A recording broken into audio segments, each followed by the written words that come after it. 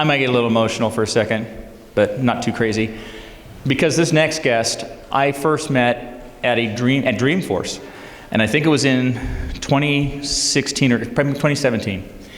And he's been a friend and a mentor for several years now. And, you know, I really have no introduction. I almost say you're like Cher or Madonna. I could just say Eli, all right?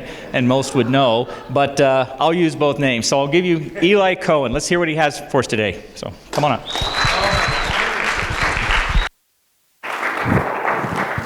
Thank you. Thank you. Cher, Madonna. Wow. It's been a pleasure to know you over the years and collaborate, really. And great job hosting. Give it up for Paul. Like, really. The session before was amazing. It's always great hearing the careers and the steps and the progression of how we all got here. And so yeah, my name's Eli. And yeah, probably don't call me Madonna or Cher in front of my kids. I don't know. They kind of look at me like cringy, like, what? You know, for those of you that don't know me, I'm the CEO and co-founder of SalesHood, and we founded SalesHood about 9 years ago.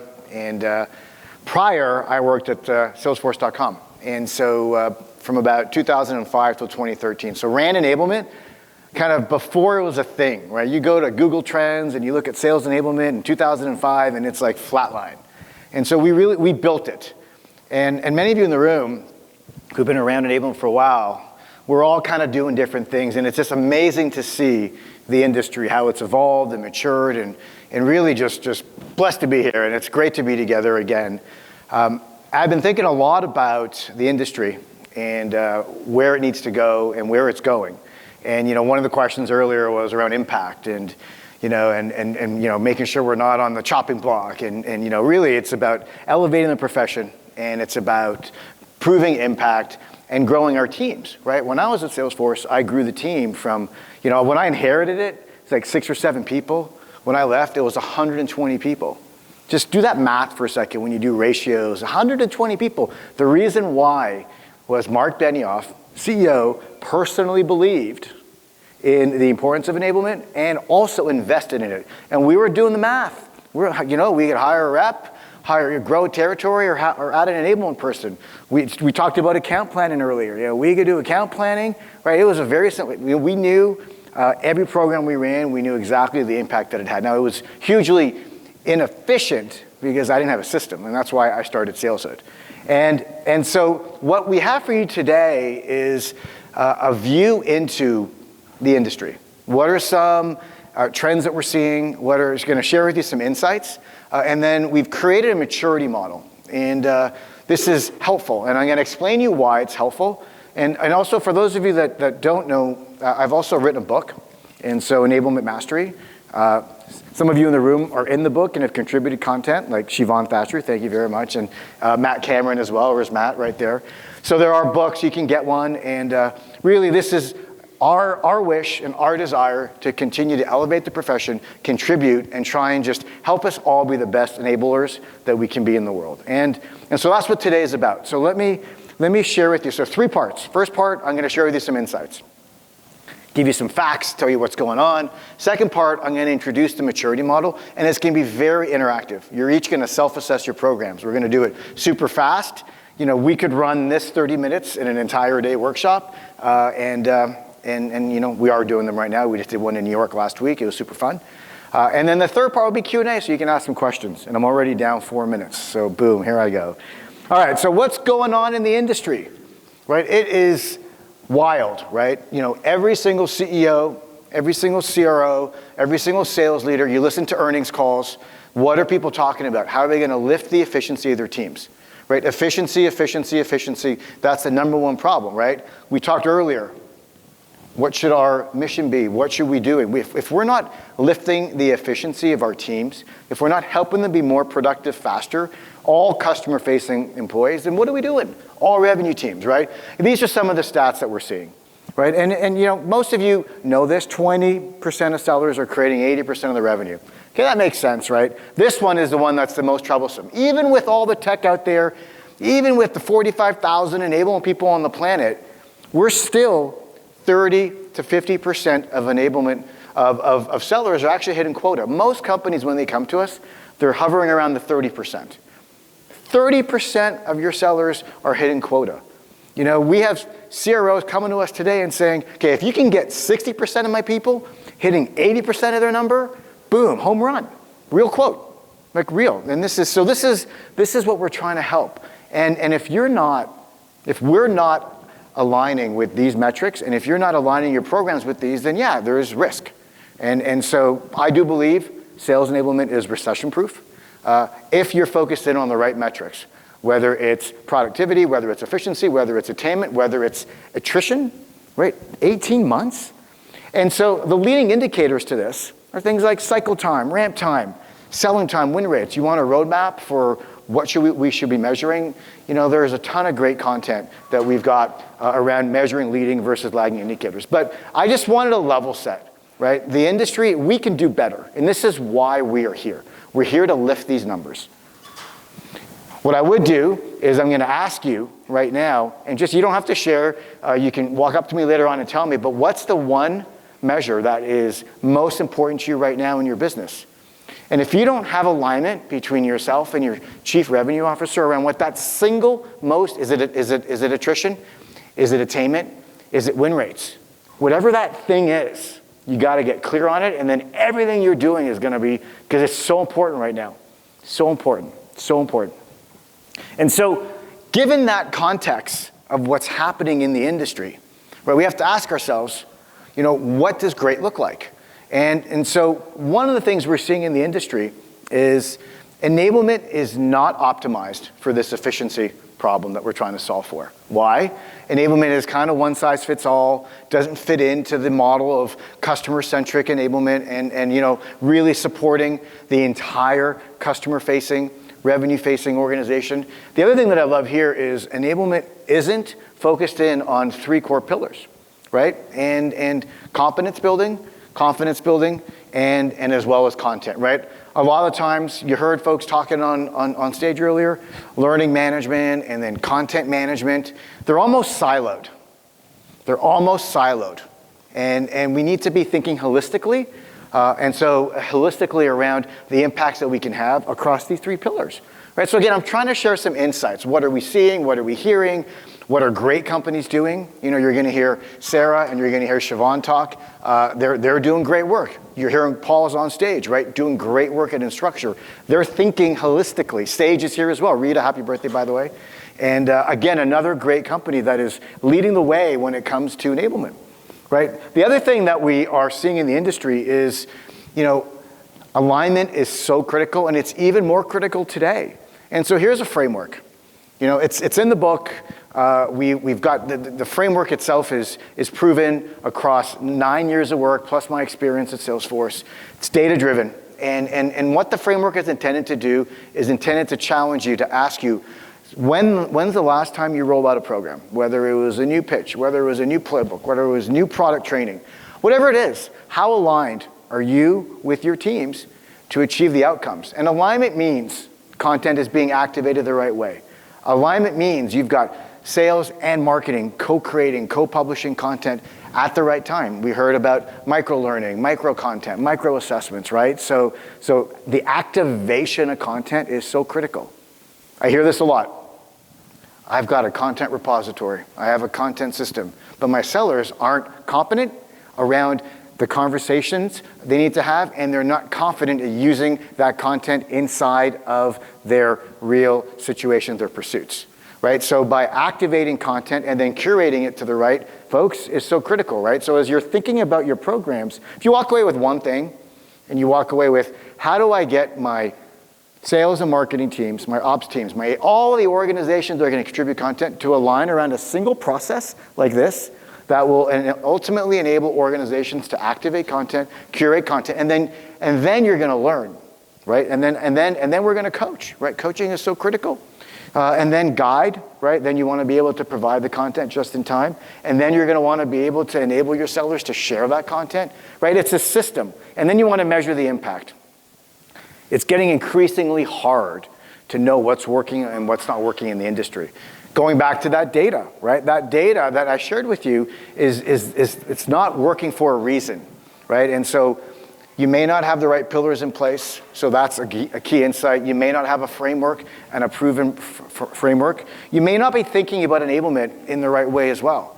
You know, when I was at Salesforce, peer-accelerated learning and storytelling was the essence of how we got folks in New York to learn stories from folks in London, stories in Singapore, stories in Tokyo, stories in Dublin, stories in San Francisco. Those stories, and I'm using stories broadly, right? They are win stories, they're loss stories, they're pitches, they're objections. They're those kernels of knowledge, right? Where do they live today in your organization? How are you scaling, sharing that kind of knowledge, right? So we're trying to provide you some ideas, some insights around what may or may not be working. And I'm leading up to a maturity model, right? And I love it, right? I think, well, I'm going to go to the next one. So now let's pause for a second. Why the maturity model? I was in New York last week and had about 30 people in the room, 40 people in the room. And every person raised their hand. 90% of the people in enablement less than 5 years. It's like, wow, less than 5 years. Half of them were less than a year. Less than a year. So it got me thinking, what does the industry look like right now? And I went to LinkedIn. This is a search I did a couple days ago. So there's 45,000 of us. Enablement in the title. Interesting. 16,000 people on the planet have been in their enablement role for less than 1 year. I get it, maybe there's changed jobs, and let's just normalize that for a second. 15,000 are 1 to 2 years. So 2,500, so I get to be in the plus 10, you know, my gray hair and my experience puts me in that bucket. There are only 2,500 people that have lived through enablement for multiple decades and have seen it. I've seen what works, what doesn't work, understand kind of, and so therefore, it got me thinking. You know, we need to educate, we need to really get aligned around what does great sales enablement look like. That's why I've shared the stats, that's why we've got the framework, the book. You know, there was a question earlier today around where should enablement report. If you go to my Twitter feed, I posted a blog there where enablement should report, right? So you know, we are here to provide you with insight so that way you can be the best enablement practitioners on the planet.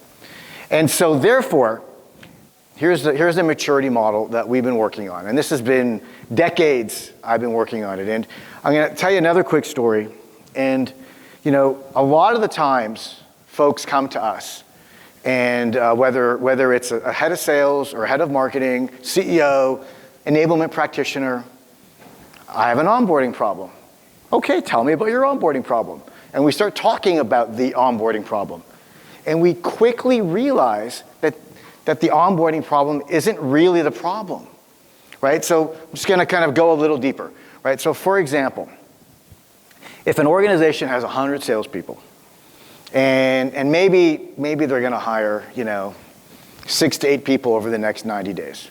Okay, yes, I get it. Those 6 to 8 people need to be onboarded. They need to be enabled. But when you have 100 salespeople and only 30 are hitting quota, you don't have an onboarding problem anymore. You have an attainment problem, you have an efficiency problem, you have an execution problem. And so therefore, you can see the maturity model here. It's intended to help you, empower you to be able to have a framework where you could look your head of sales, head of marketing, look at your teams that you're working with back at home and to help really prioritize where you should spend time, right? If you jump to onboarding first, you're gonna spend 9 months trying to build out this perfect onboarding program that ain't gonna be perfect. And you're not gonna get the quick wins, right? And no disrespect, you know, like I'm not saying don't build it, go build it. However, onboarding is based on some fundamental pillars, right? What's it based on? Developing the competence, developing, you know, reinforcing the confidence and mastering content, right? So therefore, what we're proposing and what we've seen work, and every company that we work with, here's what they do. They start with messaging alignment. They get that nailed.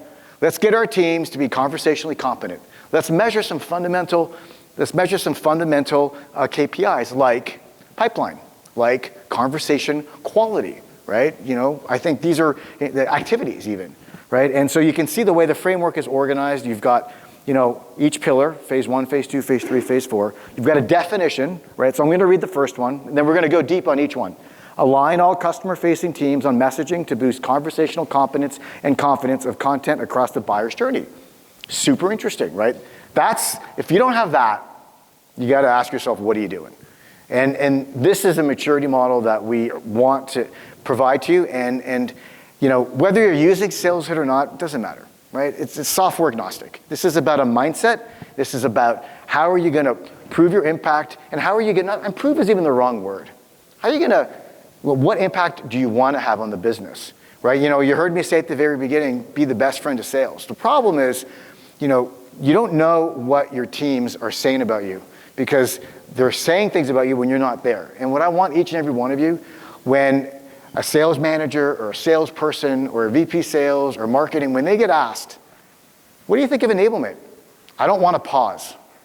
I want, yeah, I need them. They're my best friend. They help me be successful. They help me make money. I couldn't live without them, right? And so by focusing in on these core pillars, it'll get you there. So that's the first phase, right? You know, and by the way, look what's at the bottom. Those are the processes that are that's the lift. How do you get executive buy-in? How do you, then once you've got messaging alignment, then we can move into phase 2, which is sales process activation, skill activation. Then you can do product proficiency. Folks are like, wait a minute, they got to learn the product first. Well, do they?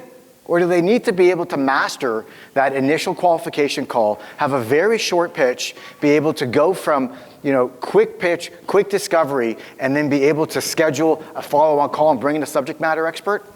I don't know, B2B SaaS sales, that seems like the model. So they don't need to have all of that heavy lift of learning all the products and getting trained and certified at the very beginning, right? Just in time, right? We got to be able to, and so therefore, then you do the product proficiency, you've got the certifications, you've got the product knowledge, level 1, level 2, level 3, all that amazingness. Now guess what? If you've done the work and you've built out messaging alignment and you've built out sales process and skill activation and you built out the product proficiency, which, you know, competitive could live in either phase 2 or phase 3, guess what? And stories, customer stories probably lives across all 3. Now you've got 5 or 6 core pillars that are going to form the foundation of your onboarding. Pitch, stories, product, process, you know, content, and competitive, right? You got to build that content. You got to build it. And so we want to provide you with a framework that lets you start building them out, small chunks, get some wins, move the needle on some of the KPIs that are most important to your business right now, and then launch this amazing. Because by the way, as you're going through this, if you're following the principles of confidence building and competence and mastering content, and you're doing peer accelerated learning like we're proposing, you're gonna get the best content that you've ever had, because you're gonna crowdsource the best from your teams, right? Don't pretend that you and the marketing team are gonna be able to go up there and create the best content. You gotta get it from your top sellers. You gotta get it from that 30% of the people. So that's the maturity model. We're gonna have time for questions, but here's what we're gonna do. So we're gonna go into each one of these. So this is where I want you to grab a piece of paper, and we're gonna. I got 12 minutes, perfect timing. So the first one. So let's just kind of really remember, 16,000 of us are in enablement less than a year. So I think we just need to understand what messaging alignment means, right? And so messaging alignment looks like things like elevator pitch, corporate pitch, demonstrations, customer stories, objection handling, top conversations.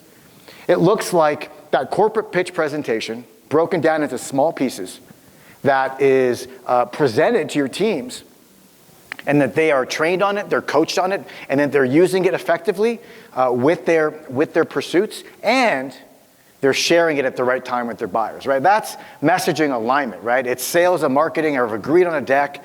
And just back to my Salesforce story, this was the very first thing Benioff did with us. You know, he'd pull us into his office, it's in the book, and it's scary, right? We're around his table, whether it was in Hawaii or San Francisco, and he's got a new corporate pitch deck, and he's walking us through the slides. It's boom, boom, boom, and it's great. Look at me or look at whoever. Okay, now you go. What? Do the slides right now. Do the slides. Okay, we will do the slides. And then each of us would do it. That's like a 3-hour alignment process. And then he'd look at me and say, okay, now your job is you got 30 days, run around the world and make sure that every customer-facing employee is certified and on message, go. Good, I come back, oh my God, we did it, Mark, here's my Google Sheet, and I got it all organized. Be like, great. I made some slide changes. Let me walk you through it, let's do it again and go again. That's messaging alignment. from CEO, CMO, CRO, complete alignment across the organization with top-down, bottom-up conversational competence, and everybody knows the messaging, right? So, given that context, here's a little scorecard. So, I'm going to ask you a question. When's the last time you certified your teams on your latest messaging? So put that in the back of your minds, right? And so, I want you to just score yourself quickly. So has your messaging been updated, with new messaging given where we are in the macroeconomic environment? Just, has it been? May or may not. If it has, awesome. You give yourself, you get a 1, right? Have your sales teams been certified on that latest messaging? Awesome. Have all customer-facing teams been certified on that messaging? Okay, that means customer success, that means partners, that means SDRs, that means services. There's a lot of people there, but they're all touching customers. Now, are you doing any kind of real call verification where you're looking at those keywords and you're making, that's a good one. Yeah, we should do that. And then finally, are you correlating all that great work with leading indicators? So now I'm going to ask you, score yourself. So just take a moment, think about it, and write down your number on a piece of paper. Take 20 seconds. Be honest. It's okay. We're amongst friends. This is a safe place. Your bosses aren't seeing it. Be honest. I'm legitimately curious how we're doing on this one right here. Okay. Are we good? Everyone have a number? Look up at me if you have a number. Okay. So do me a favor. Raise your hands if you gave yourself a 1. 1, right? That means your messaging's been updated. Okay, stand up if you got a 1. Please, please. Okay, so that means, okay. Did anyone give yourself a 2? Okay, don't be shy. Anyone give themselves a 3? Okay, sorry, maybe I'm saying this wrong. Okay, any 5s? Okay, so we're agreed there, right? Okay, then 4s? Anyone? And so here's what 4 means. Sorry, maybe I'm not being clear. 4 means you've done 1, you've done 2, you've done 3, and you've done 4. Just so I'm clear. So sorry, I wasn't totally clear. So you've got 4 in the back. Awesome. So that means you've got new messaging, and your sales team's been certified, right? And all your customer-facing employees have been certified as well. I mean, as far as they need to be, yeah. Okay, I accept that. Listen, it's not like we've got 50 people in the room raising their hands going, we got this nailed. That's the point here. I want you all to feel, thank you, and then you're doing real call verification, and maybe you're not doing the correlation quite yet. Right, okay. So, listen, so this is the first phase, right? So there's a little bit of work to be done here in the industry. Fair? Fair, right? I think when we ran this workshop in New York, I got 8 minutes, I'm good. When we ran this in New York, the room was really comfortable talking about onboarding. Really, their faces lit up. Everybody can talk about onboarding, but let's talk about the impact we can have with messaging alignment. It's harder. This is why we have the maturity model. It's a big focus of the book, and if you don't have the book, you should get one. There's Nate out there. He's got them at the booth. I'll sign it for you as well. Okay, so that's the first phase. So we got some work to do on this one. The most important phase. It's the most important one. This is what your CEOs are thinking about. How do I get every one of my people to be on message with our latest messaging? This is what your CMO cares most about. It's the brand. And this is what your CRO cares about, because the last thing they want are a bunch of people running around saying different things. That doesn't feel good. Why? Because then your buyers have a very inconsistent buying experience. Okay, so let's do the next one. Sales process and skills activation. Okay? So this is about your buyer's journey. This is about documenting your sales process. This is about rolling out skills training, self-sourcing, teaching your sellers to be really good at prospecting, more than just hitting a cadence on a system, like genuinely personalizing outreach on a targeted list, mastering remote selling. Just think about that for a second, being able to engage digitally, and I've got some great stats on that afterwards, and then having a place where they can find their content, having the content be pushed to them when they need it, and then finally, it's all beautifully reinforced by managers. So there's a lot of work there, and then by the way, this needs to be organized and orchestrated in the context of a plan, anyway, this is phase 2, sales process and skills activation. Okay, so now let's see how we do. So, okay, how documented is your sales process? How well trained are your teams? How ready are your teams for remote selling? How activated is your content, meaning how available it is? So you can see the 5 here, right? So level 1, right? So your skills and sales process have been updated, and your teams have been trained, right? And I know, Paul's done a great job. I know Sarah and Siobhan over at Ring have just completed a complete redo of, relaunch of their process, right? It's amazing, right? Some of you in the room, this one, hopefully we'll see a little better. Sales assets are accessible just in time, so it's not enough to just tell them that here's a new process. They got to have the content, needs to be served up. 3, that the managers are skilled at being able to do the reinforcement, and it's showing up in their one-on-ones and their forecasts and their pipeline calls, and they talked about account planning earlier. Like, it's all part of the same system. And then, oh, by the way, you're correlating all this great activity to win rates and cycle time. And then the kicker here in the end is, and they're mastering digital selling, remote selling, right? So they're actually able to share content. And it's not just them running Zoom calls or Ring video calls or whatever the tech is, right? It's them being able to truly choreograph a pursuit and understand when meetings should be remote, when meetings should not be remote, and when it makes sense for asynchronous and synchronous collaboration, right? There's a lot there. Okay, so think about it for a second. I'm curious. We're going to do this differently. Give yourselves a score. So if you get the first one, let's just say you've done half of the first one, you get a half. Let's just say you got the second one, so you get a 1. So score yourself out of 5. And I'm going to ask folks to share their scores out loud in 60 seconds. I got 4 minutes. We're good. 60 seconds. I'm looking at my clock. I am looking at my clock. Okay, so are we ready? So let's just all at once say your number. 1, 2, 3. 3. What? Got it. So, okay, so all the 1s say 1. All the 2s say 2. Okay, all the 3s say 3. All the 4s say 4. All the 5s say 5? Yeah? Thank you, sir. Okay, so we're providing you insights. We want you to just kind of assess how you're doing. And it's just good to level set. How are your peers doing, right? So, yeah, we all talk about leading indicators and KPIs, but it's really hard. And this is what we're trying to do. We're trying to help people elevate. Okay, next one quickly.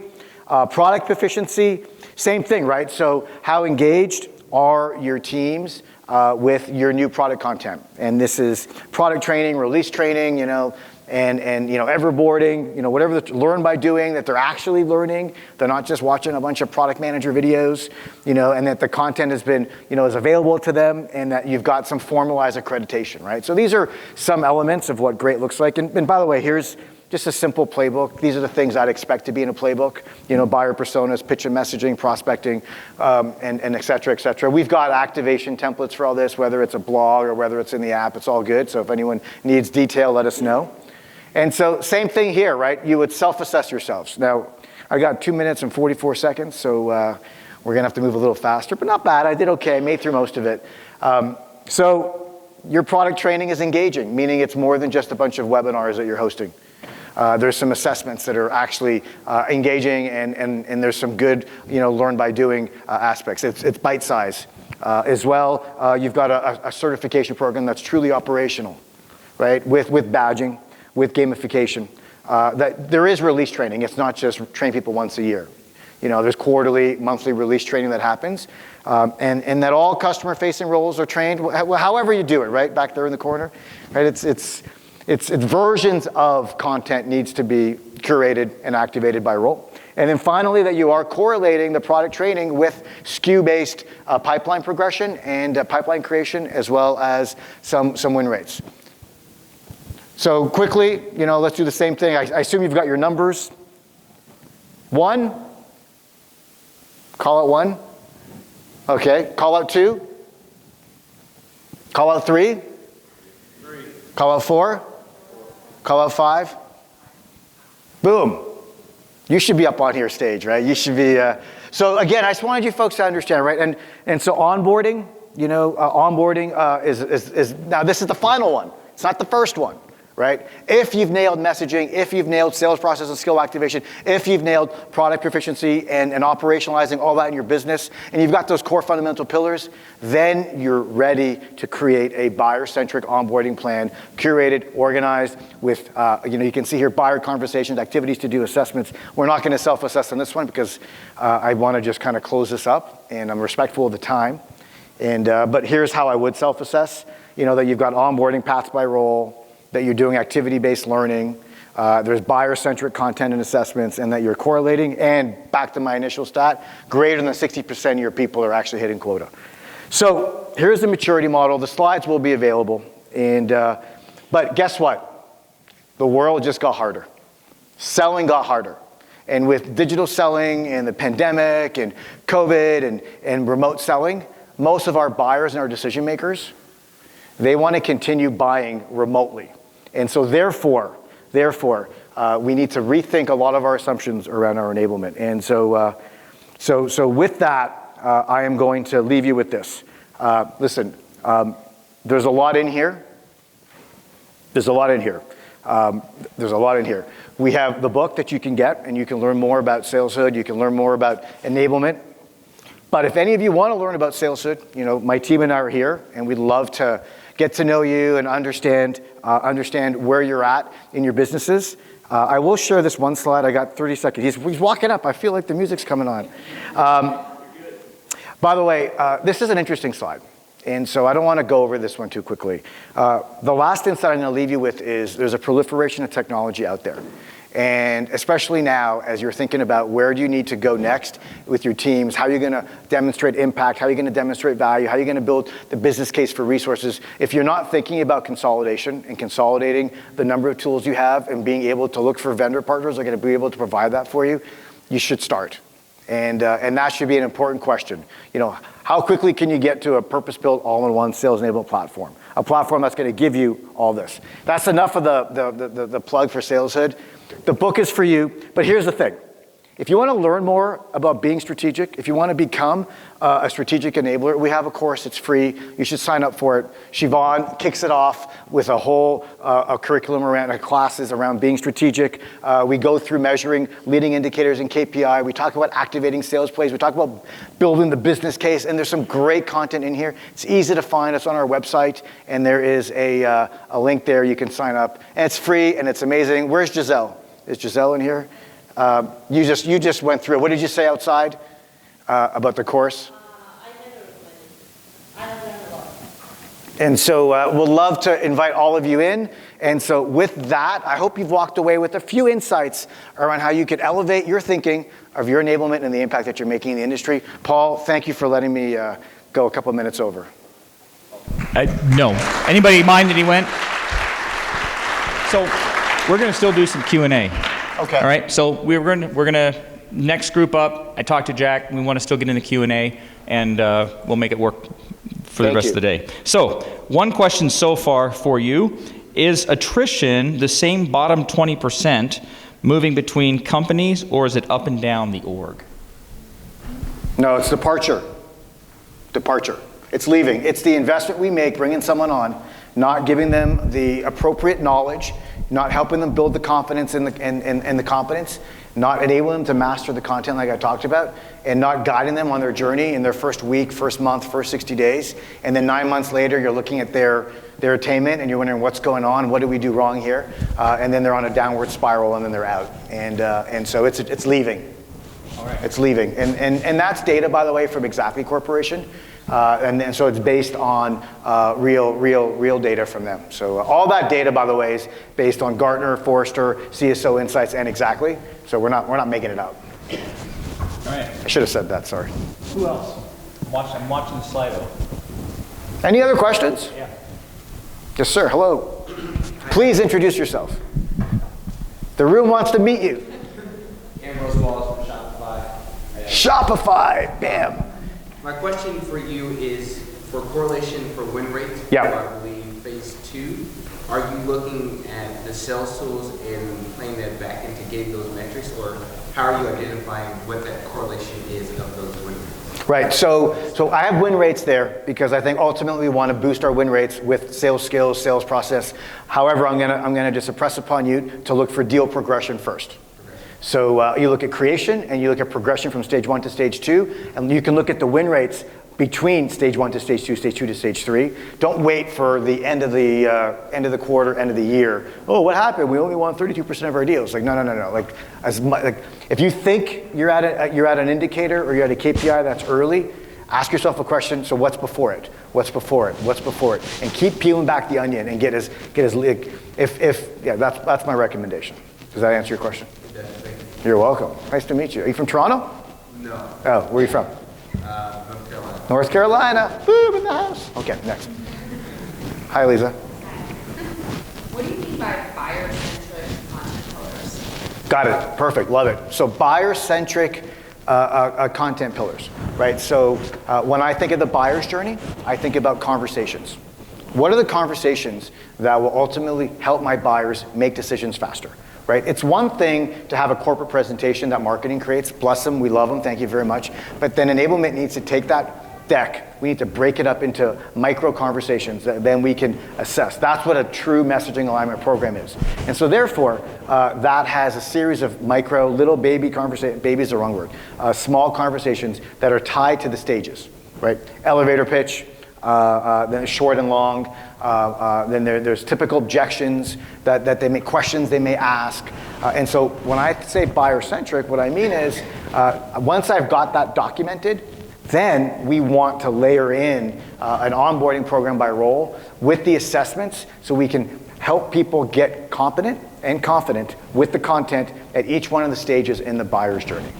It's hard. It's a big lift, right? It's the Ring team has done a great job at it. Paul's done a great job at it. Not everyone is doing a great job at it, but if you get it right, then whatever those leading indicators are for ramp time that you're looking at, pipeline creation, meetings scheduled, whatever those leading indicators, they're going to get better at it. That's what I mean by it. Okay, we have time for one more. Oh no, one more. Yes, sir, please introduce yourself. Hello, my name's Daniel, and I'm here from Zscaler. Zscaler. Yeah, and my question is where does gamification come into sales enablement for internalized training? I see that as used quite often, but how do we use it to train our sellers, and how does that come into play? Right. So let's look at the maturity model, and let's ask ourselves, how can we gamify a messaging alignment program? And so, for example, if it's important to you to have all your sellers be conversationally competent across the entire buyer's journey, then I'm going to ensure that I have leaderboards, I've got access to each other. So critical, right? Gamification only works when you actually have a system that lets seller A or customer-facing employee A see content from their peers, right? So peer accelerated learning is the only way that you're able to actually do it. And so therefore, when you roll out a new pitch or you roll out any kind of assessment, creating a space where your teams are able to see how they're doing, step one, that's gamified for them, see how they're doing compared to others, and then most importantly, then you're measuring the engagement that they have on interacting with others. And so there's levels and levels of gamification that you can't fake that when it comes to tech, right? Listen, I think there's a lot of great technology out there. The reason why sales enablement is growing the way it is and why there's so many dollars being invested in our space in the category is A, there's 45,000 of us, we need a platform. B, we got to solve problems in the way that our teams want to actually consume content and learn it. And gamification, and real gamification, peer accelerated learning is a great example of that. All right. Thank you, Eli. Thank you, everyone. Great to meet you all. Who can I give this to?